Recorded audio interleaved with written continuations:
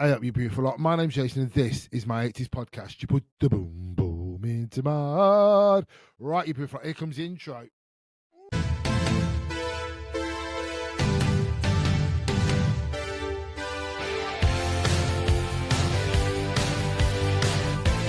Right, you beautiful lot. Welcome to my second part of my amazing chat with the amazing Cora. So this time we'll talk about music. So I was asking Cora about what his favourite movies, favourite music was. And this is what he said. Absolutely brilliant. Simon, have you got music? Have you got any 80s music that you? Because I still listen to it. I mean, obviously, because I'm a bit obsessed with 80s, so I still listen to it. So, do you have a favourite 80s band or group or singer that you still think? Do you know what? Because for me, Corey, I always think that 80s music was unique for me because it was like a lot of them were like friends, weren't they? They used to go to school with each other, and they all did. They weren't like I love the night. I do like the 90s, but the 90s were all like put together, weren't they? By you know what I mean? They were all like put together bands. Whereas in the 80s, they were proper bands, and they all wanted to be different. They all wanted to sound different. I have to be honest. If I heard someone sing now, I couldn't tell you who it was because they all sound the same to me. So during the 90s, it is quite ironic you mentioned Simon Le Bon. My favourite band of the 80s is Duran Duran. I think I've seen them 10 or 11 times. Yeah, and Poppy, my daughter Poppy, that was her first ever concert. We went 2 years ago to Birmingham, and I've literally got everything they've done. I just absolutely love them. It always makes me laugh because I always think when I was younger, and like, because obviously I used to love Wham because George Michael was my idol, and I love Wham and I love all the Spandau ballads and all that. But it's really dark. So I always remember being at school, and if you loved Wham or if you love Spandau Ballet, everyone hated you because you can't. You're supposed to like Duran Duran. We hate. But when you think now, they all were mates, really. It's just that of course they were. It was like the press, wasn't it, that made them all fight against each other and I always find it really bizarre because I always think, God, why did we think that we can't speak to that person because they was a Duran Duran fan, or they was a Spandau Ballet fan, or they was a... Because I tell you what I went to see we've just come back on Valentine's Day. We just come back from seeing Cyndi Lauper. Really? In Birmingham at Cora. I've never heard... I wasn't sure. I know and she's 71. Wow. She was absolutely amazing. Her voice was she just blew my mind. It was like, and it was going to be her last everything, so we booked it ages ago. But yeah, see, I just think you don't make like 80s, like you said, Duran Duran. You'll never. I mean, they're still going now. You know what I mean, Duran Duran. And I think some of the ones that have come out now ain't going to be going now. But Duran Duran for me were brilliant. And I used to have a friend that we used to argue because I was a Wham fan, she was a Duran Duran fan. Literally. She stopped speaking to me for days because I think it was when it was something to do with a Wham song. I can't remember. A song had gone in the charts and hers something about Duran Duran. She never spoke to me for days. I mean, but you just think, Duran Duran is. I mean, I've never been to see them. They're supposed to be. I mean, I know loads of people that have been and said they're absolutely amazing. And like you just said, and especially your daughter going now young.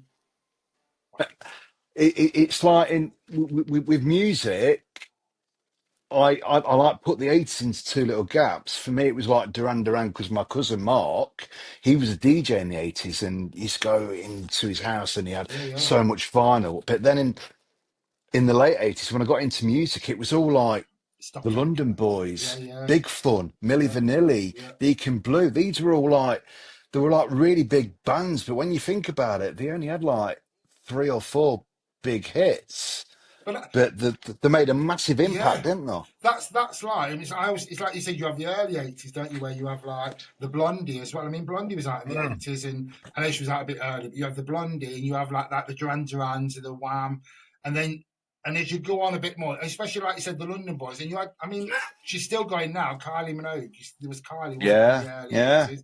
Jason Donovan. I mean, you know what I mean? And I always think, for me, and it's like with Wham, it's like when you think about something like you were saying about, they only went for a few years, but the impact they had on the music it's like you'd think Wham had been going for like 20 years, but it wasn't. Exactly. It was like 3 or 4 years, you know what I mean? and like Duran Duran as well. I mean, I know they've been going now, they're still going now, but they have their breaks, don't they? And I Oh, of just think, course they did. Of course they did.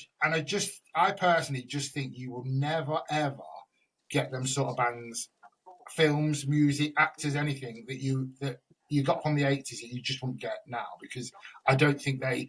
Well, it just goes to show, doesn't it? I mean, not being funny, they're rehashing a lot of stuff at the minute, aren't they? It's like they just can't think of anything to do. And they just said, do you know what? We'll take a good 80s film and we'll redo that and rehash that. And I've just found out that they're thinking about doing the Gremlin. Please don't do the Gremlin. No, they better not. They better not do. Because for me, they're puppets. They're not going to be puppets if they remake that. It's all going to be CGI. You know what I mean? I keep them there. You don't want to. I can't stand if they're going to do. It'll be a load of old cobblers if they don't use puppets. No, just leave it where it is in the 80s. Exactly. And the thing, I was going going to say the thing about 80s music as well was the music videos. They were just so out there. Especially when MTV came onto the. I mean, Yeah. I can remember. Obviously, the first one was the Buggles, wasn't it? Radio Kills the Radio Star. That was one of the first ever videos, and I can remember watching that as a kid, thinking, Jesus Christ. But that's what I mean. When you think before MTV come, when people released music, they had to really sell it because there was no video for it until MTV came out, and then they started to do all the videos for it, didn't they? And that's what pushes and that's what sells music. But I just think some of the 80s, yeah, you're right. Some of the 80s music videos now. Is there any good what 80s videos? Go on. I was just going to ask you, what's your favourite 80s music video? Oh, see, I have to be honest, I do like the bungle. I keep calling it the bungle, like I'm feeling sick in jaws. That'd be brilliant. Oh, God, 80s video. See, 80s video, I do love it. The reason I like that, because that's the one thing I remember is Video Kill. But then I have to be honest, obviously I do like all the Wham stuff, but for me, I have to be honest, when I watched this with Wild Boys by Duran Duran, I can remember watching that video and thinking, oh God, do you know what I mean? Because that was quite, well, they had loads, didn't they? They had Wild Boys, and they had like, you know what I mean? That was the Wild Boys when they were spinning around on that windmill. Yeah. That was it. That's the one that I remember a lot about, is because there was such a big hype about that. Cause it's like Simon Le Bon spinning around a windmill and still singing as he was going in. I mean, they do everything nowadays. But yeah, so what would your be? You can't choose Wild Boys now, Corey. I've said that. I won't. Mine's "Take on Me" by Aha. Oh, that was classic. It's still a classic video. Now you watch it and you think, how did they do that? Because it's just literally drawings after drawings, and it's such a. I think Duran Duran aside, I think that's one of my favourite songs of all time. Yeah, I have to be honest. Take on Me. Yeah, I should have thought about that one. I did. Yeah, because the thing is, it was like you said. It was, and they were pulled into the drawings, right? And you think, at that time in the 80s, I mean, that is literally. I mean, the technology is nothing. I mean, nowadays you can make AI scares me. You can do all that sort of stuff on there. Whereas in the 80s, that literally was drawing, wasn't it? Or a little bit of video. God, Take on Me. What a brilliant song that is. And I can't believe that song never got to number one. No, I always thought it got to number one. Don't know why. But it's a bit like, what was that? We were talking about this the other day. It's a bit like. Everyone thinks about like Wham's Last Christmas. That never. I mean, it got to number one this year, but you think that's took like 40 years to get to number one. That stayed at number two for God knows how long. 40 years. Jesus Christ. I don't. Have it introduced by Trevor McDonald. It'll be an absolute. Good old Trevor.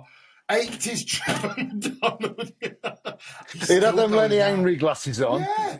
It'd be amazing. Corey, as now you brought that topic, I need to talk about Tiswas. Did you watch Tiswas? You must have been quite young though. I remember Tiswas. Do you remember Tiswas? What I remember from Tiswas the most is Bob Carolgees and Spit the Dog. And you know what made me laugh? When people used to get mad and they'd as if he'd really spat at him. He just I was watching. Do you remember that game show from the 80s called Through the Keyhole? Oh God, yeah. I watched an episode of that. We Spit the Dog on it. Yeah, no, I watched an episode of that the other day, and the two people's houses was Bob Carroll's and Russell Grant. It was the Really? best. Yeah, oh, it was amazing. Russell, And have you their not? houses were dives. Oh, well, have you not seen? I'm sure they did an 80s one, and I'm sure Bob and his dog was on that on one of them. I'm sure, honestly, because when they came around, the dog kept going. He dragged the dog's got mange now, I think, or to be fair. He Yeah. dragged the dog out, and the dog was still going. But I remember Tiswas because I always think when I watch Tiswas now, I just think, how the hell did they get away with Tiswas? Because it was very, I mean, the focus was a lot on Salah, weren't it? And her ample Absolutely, yeah. bosoms and her Mm. backside, and people used to, and then used to, and you would, well, I would like to, and they had all them kids in the cage, didn't they? Throwing all pies at them. You would like, I don't understand how Nutbag Mary Whitehouse or whatever, yeah, where it didn't actually try and stop that show because she was just fanatic. She literally tried to stop Spitting Image as well. I remember Oh, her she wanted to stop everything. She did, Mary Spitting Whitehouse. Image though. Tiswas for me. I always remember watching, and that was where he used to do his Trevor McDonald, didn't he? Yeah, yeah, with the With his, glasses. I remember when Trevor McDonald actually came on it, and he came up behind Lenny Henry, and he was like, "What's going on here?" It was but brilliant. I just think that sort of stuff now you couldn't go away with it because the kids thing anyway. The kids have got far. You don't like putting kids in a cage and throwing water and pies and all that sugar at them. People would just go absolutely mentally. That just wouldn't be allowed to happen. So they wouldn't be able to do that. But I just think the stuff nowadays. I've done loads of chats, and I get some of the. I have to be honest. I love the 80s. I get some of the 80s, and I've done a podcast talk. I mean, I loved Kenny Everett. Kenny Everett Oh was God, he was just brilliant. iconic for me, and I love Kenny Everett because even though he wasn't like Chubby Brown, he wasn't like that. He wasn't that filthy, but he was great. He was so clever with like Cupid stunt. Do Yeah, you know what I he mean? he was With his pushing the but words, he was yeah. pushing it just a little bit too He much, was and he getting just made it. It was brilliant. Cupid stuff, and then they had Sid the Snot, didn't he, and all that like shit that he used to. But I do honestly, Kenny Everett for me was absolutely iconic, and brilliant. But thanks ever so much. Right, we've done our chat, matey. Oh, Thanks ever brilliant! so much for coming on. We'll put it back on. But thanks ever. I'll let you know when it's going out, and I'll send you a copy, and I'll tag you in it anyway when it goes on later. But thanks ever so Thank much you, for coming mate. on, Cole. You've been a star, and I'll speak to you Anytime. later. Take care, All right, matey. take it Bye. easy. And you, mate. See you Bye. soon. Bye. Bye.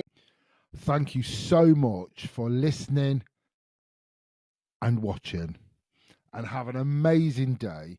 And if you want to follow me, I think you should follow, like, comment, subscribe on YouTube, Instagram, Facebook, X, or remembered what that was called, TikTok, anywhere where you can find me. Please follow me. Please like, please comment, share, and have an amazing day, you beautiful human beings.